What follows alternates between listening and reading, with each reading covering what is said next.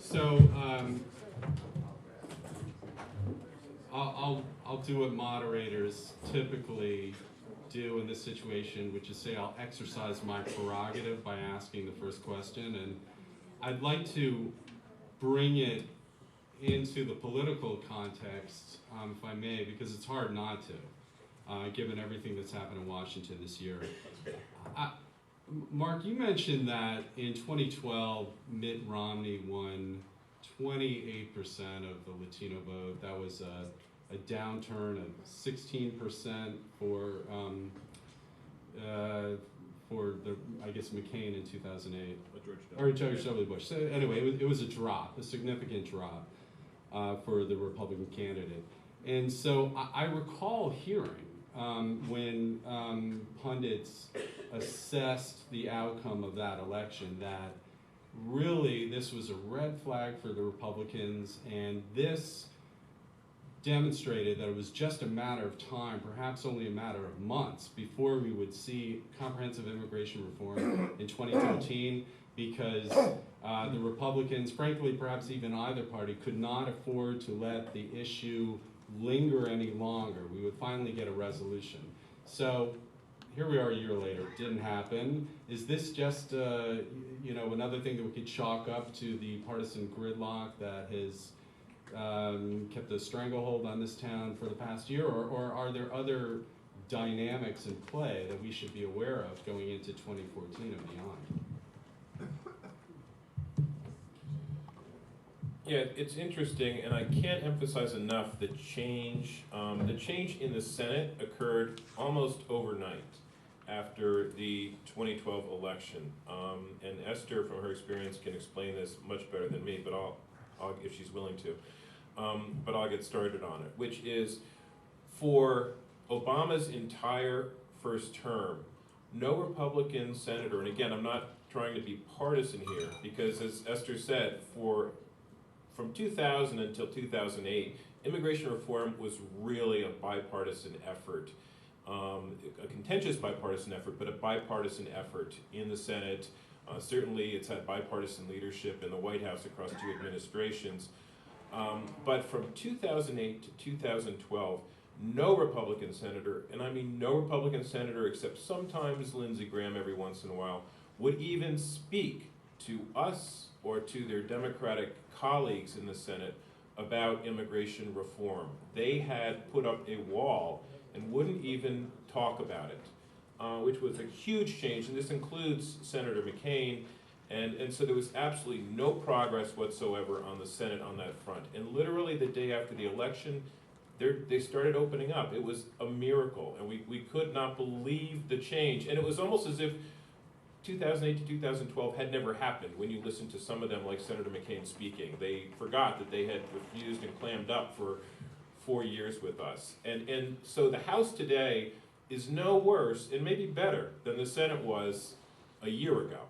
So change can happen rather quickly, and as I said, we're only like 28 votes away, when you just add on the number of co-sponsors in the House, from really being able to put H.R. 15 over the edge and enacting comprehensive immigration reform. So given the huge swing that we saw in the Senate in terms of attitude and approach, I'm optimistic that something could happen. Yes?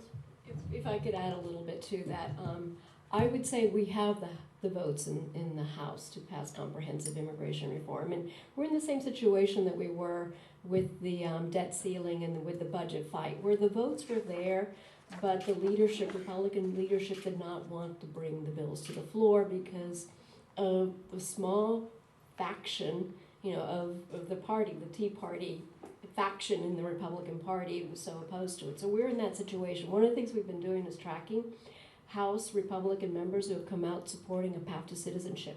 We have 32 House Republican members. So if you add the 187 to the 32, you're over the 218. And we have something like 70 plus House Republican members who have stated that they support some kind of legalization program. And even more of an indication of how things have changed, I think it was Thursday or Friday, Mitt Romney himself said that he now would support a path to citizenship. So it's there. It could be done, but for the gridlock that you talk about. Eric, I'd like to add one more thing. Is my mic on? Yes, it is. Okay. We hear you, yes. Fantastic. One of the things about these aggregate numbers that we get when there's a presidential campaign, 27 or 28% of Latinos for Romney versus what George W. Bush have gotten, is that that's something that presidential candidates are going to be very responsive to because they're looking at a national election. Senators are going to be more responsive to that than necessarily particular members of the House because each senator is looking at a whole state. Some congressional districts have much higher percentages of Latino voters, some have very low. And one of the things we've noticed in public opinion and its impact on the House in the last few years is that one of the predictors of what's going to happen is how safe a member of Congress's district is. And some members are in extremely safe districts in which certain behaviors that we look at broad public opinion that says, what are you, nuts? And those behaviors are still pursued by certain members of Congress. Their district doesn't think they're nuts. And the same thing happens when you have this trend among Latino voters in districts where there are a much, much smaller population of Latino voters or where the person is very safe in their seat for other reasons. It isn't going to have as immediate an impact, whereas senators have these broader constituencies because they represent a whole state, so they're more likely to be influenced by that. So that's one of the problems I think we're seeing in the House, and we've been seeing it on a number of issues, is that even though it seems like there's a majority of support for something, there are people who are holding back even in the face of public opinion, but they're looking at the politics of their district rather than national politics or national trends. So the upshot of that is... I'm less optimistic than Mark. Okay.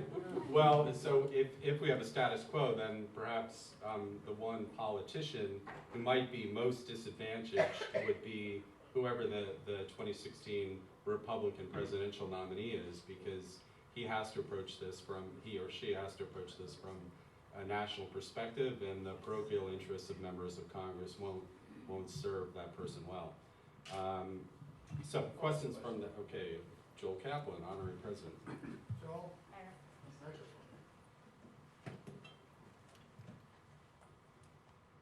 Good morning. First, I want to say that I don't understand how you keep this hodgepodge of rules and regulations in your mind at one time. It seems to be impossible. I think Rachel Goldberg's comments were too optimistic. And unfortunately, I don't share your optimism. Given the despicable record of productivity of this Congress, and unfortunately I don't see it changing, my question is, why is the current administration deporting so many people month after month after month? Esther, would you like to? Obviously You're a logical question. person to, That's take obviously on a that. question for me. We have a broken immigration system. We have large numbers, millions of undocumented individuals in this country. What President Obama has done, and you know, he has to enforce the laws. I mean, he can't ignore the laws. So what he has tried to do under his administration is redirect how we enforce the laws, come up with a smarter way to enforce the law. And under his administration, we have had the Department of Homeland Security establish civil enforcement priorities that prioritize the removal of individuals who have serious convictions, what we call aggravated felons, followed by individuals who've committed felonies, who've been convicted of felonies, followed by other crimes. Another priority is national security threats. Another is individuals who are recent arrivals, people trying to come into the country now without documentation. That being said, it takes a long time to redirect priorities within an agency as large as the Department of Homeland Security. But it's a constant effort. One of the things that he did as part of that effort is the DACA program that Jennifer spoke about, that says, look, removing individuals who've been educated in this country, who came here as children, have been educated here, who have bright futures ahead of them, but for the fact that they are here illegally. Removing those individuals is not a priority under our administration. And as a result of that, some 600,000 of these young people have been able to obtain work permits and can enroll in college now. So it is a problem that we face, and we're doing this at the same time as the Congress keeps increasing the pot of money to remove individuals, and that pot of money has increased significantly from 2004 to now 2013, and really held the administration's feet to the fire with respect to our removal numbers, and also making sure that we have, in fact, at this point now, we have to have 34,300 beds, detention beds filled. That's a congressional mandate. So it's coming. It's not just, you know, the president. You can say, well, under his watch, all of these people have been removed. The Congress has been really adamant about us enforcing the law. Yes, ma'am.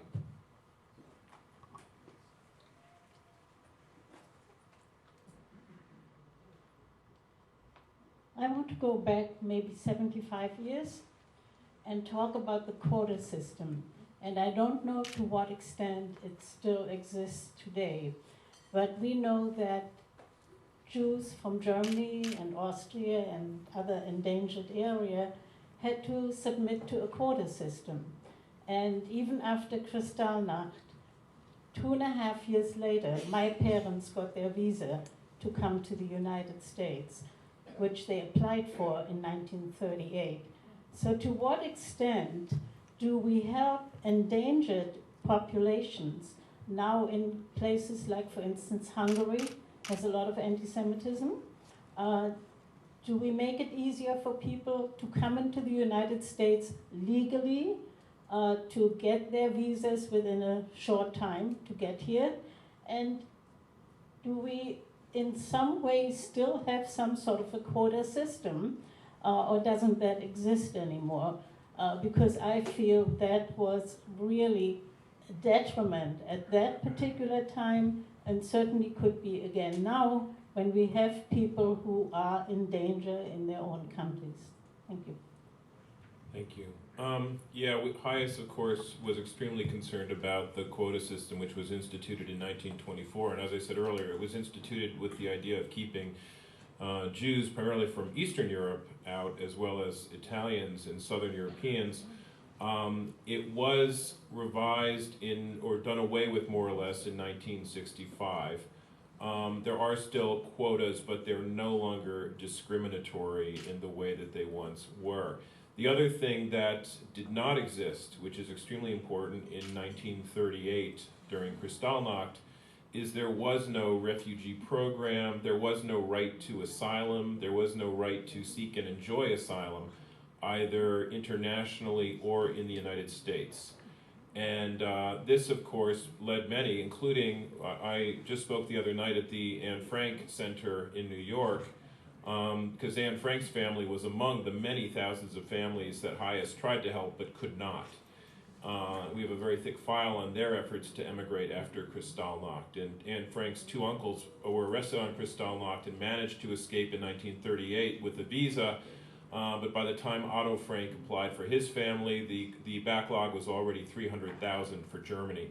And he was under the German quota, even though he was in Amsterdam because he was of German nationality. So they were stuck in Amsterdam, and they realized, like many others did, that if they attempted to leave, they were risking themselves, they were putting themselves in much greater danger than if they hid in Amsterdam or wherever they were. One of the numerous things happened after the Holocaust which made this a safer and better world for refugees. One, of course, for Jewish refugees, the creation of the State of Israel, but in 1948, the International Declaration of Human Rights declared, Article 14, that there is a right to seek and enjoy asylum. And this came directly out of the experience with Jews and Gypsies and others being stuck behind these so-called paper walls in Nazi-occupied Europe, not being able to flee or go anywhere. And then that was followed by the Refugee Convention of 1951, and the 1967 Protocol, which applied refugee protection to the entire world. So now the U.S. has opened up many doors for people fleeing persecution to come to the United States, as have other countries, and there is an international right to protection. That said, That right is constantly under attack in democratic countries, in this country, as well as in totalitarian and authoritarian countries. And my organization sees it as its mission, remembering the Holocaust, to try to defend the Refugee Convention from attack wherever it is under attack. For example, I'll just say quickly, we often talk about the St. Louis experience of Jewish refugees from Europe trying to come to Cuba. They were denied landing in Cuba. They were then denied landing in the United States. They were sent back. They were distributed among non-Nazi occupied countries, but then eventually the Nazis took over most of the places they were sent to, and most of them died in camps in subsequent years. That lesson has not yet been learned, unfortunately. There's an interpretation now, and this is the U.S. government's interpretation among others, that if you catch a refugee before they touch dry land, it's okay to send them back. But if they touch dry land, then they have the right to claim asylum. And so it's that type of thing that we need to be more sensitive to. But things are certainly better now than they were in 1938 for those who were fleeing persecution. And I will add one more thing, is that the Senate bill and the House bill do also improve the refugee system by making a number of improvements to protection. For example, one thing that the 1996 Immigration Act did was, if you applied for asylum more than 12 months after you entered, you are not eligible to get asylum unless you can get an exception based on the timeliness of your application. That's really a violation of international law. Your asylum claim should be decided on the strength of the asylum claim, not when you filed your paperwork. So that's one wrong that would be righted by S744. If it's okay, I'd like to ask a question. Several of our panelists mentioned in terms of the healthcare workforce. I think that when we talk about aging and the need for older adults, undocumented grandparents, for instance, to be eligible for public programs, it's problematic because the Congressional Budget Office is going to have a cost assigned to that, and it's going to get scored by OMB as costing money, and therefore in the atmosphere of deficit reduction is very unappealing. But one of the other aspects in which aging is relevant to this is that we are an aging country, and Jews as a community, I think Dan mentioned that we're the replacement ratio, the number of kids you need. We don't have that many kids. I personally had 3, but not, generally. But that was just a freebie because I got twins the second time. That's all that was. But we are going to need an elder care workforce that we ourselves, the people who currently live here, however you define that, we're not having enough kids to produce an elder care workforce to take care of our older adults. And so I wanted to ask you what your thoughts were on how the Senate bill expands, unskilled worker immigration and allows some more people who might be able to be in that, but how you see the role of immigration reform in making sure that there is an elder care workforce, because we talk so much about aging in place and letting people age at home and bringing care into them, but if there aren't people to be that care, we're kind of in trouble.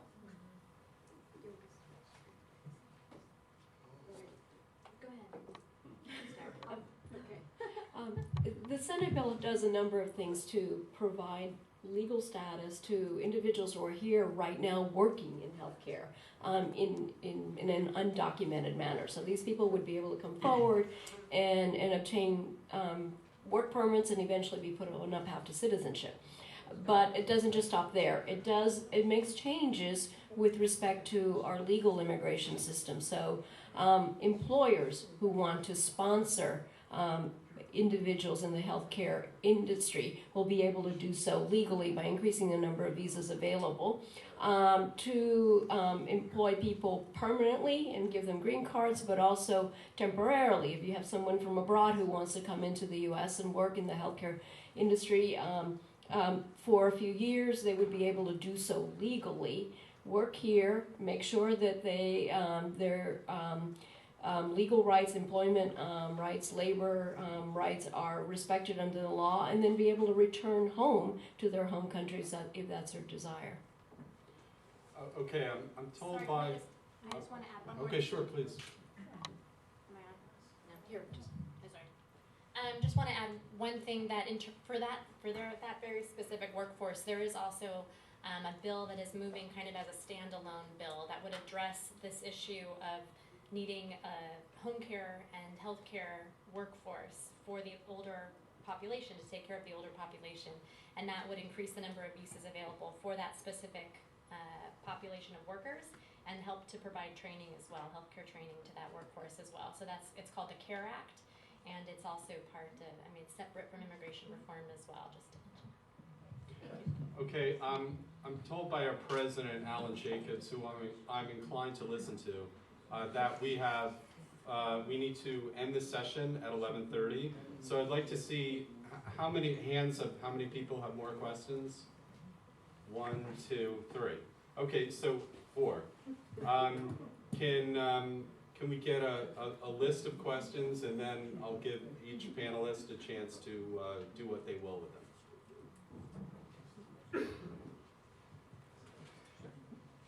Well, all of you are advocates for a comprehensive solution in this political climate, and I'm sure there's another point of view out there that we didn't hear from today.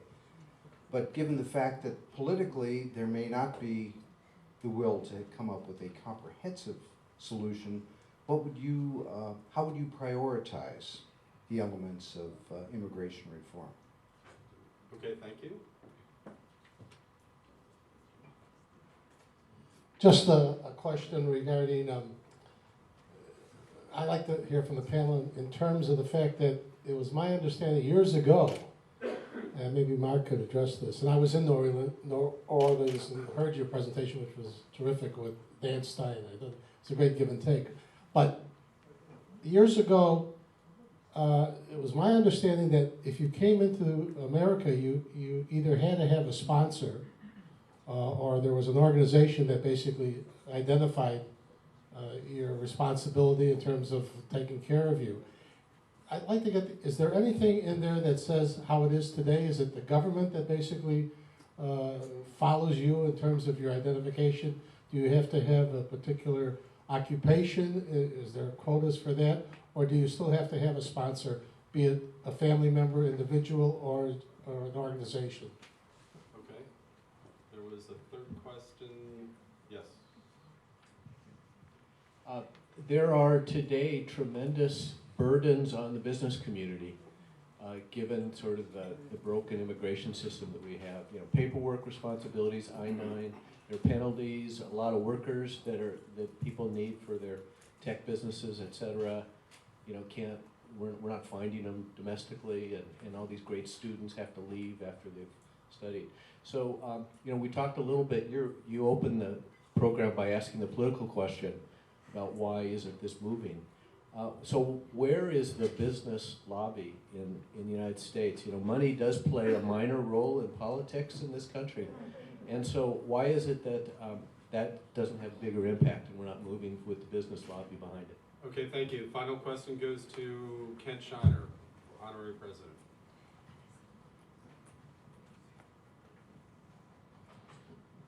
This whole immigration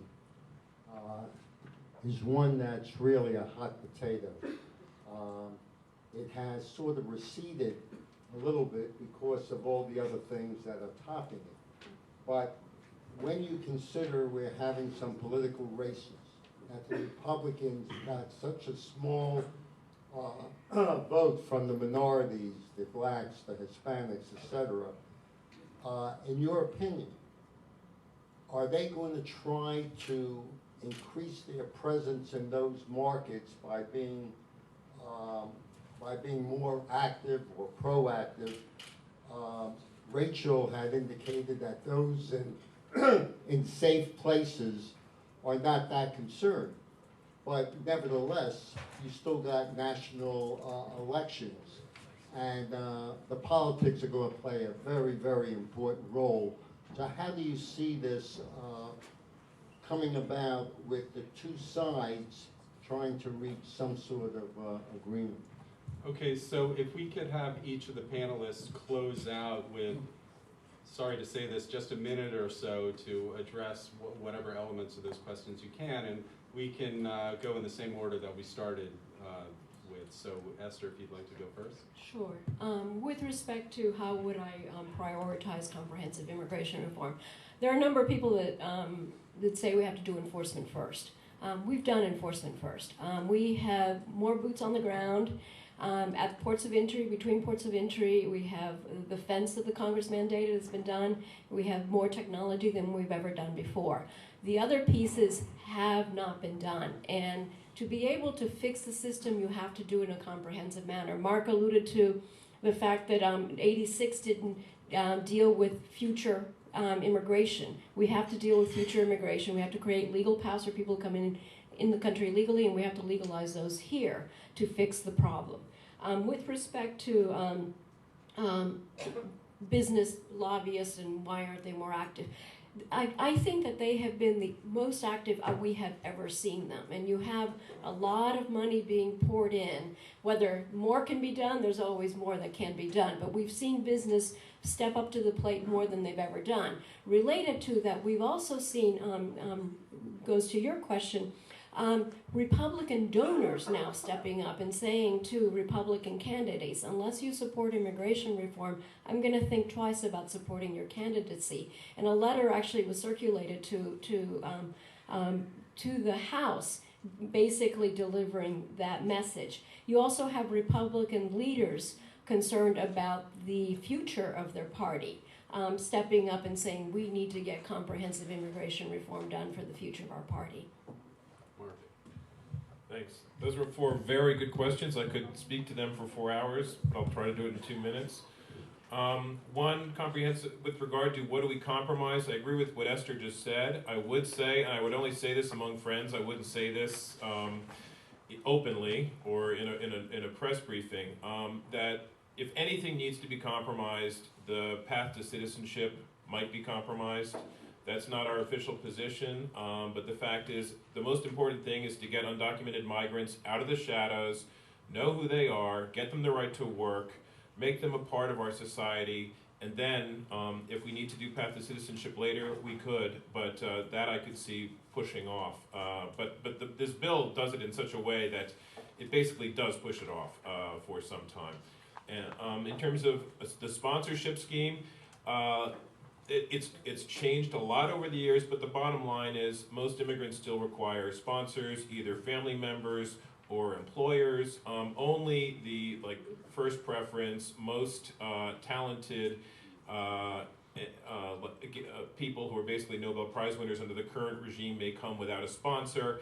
This would expand, the S-744 would expand the number of people who would come without a sponsor, but again, they would only be top tier people that would have no difficulty getting a job because they are so incredibly talented.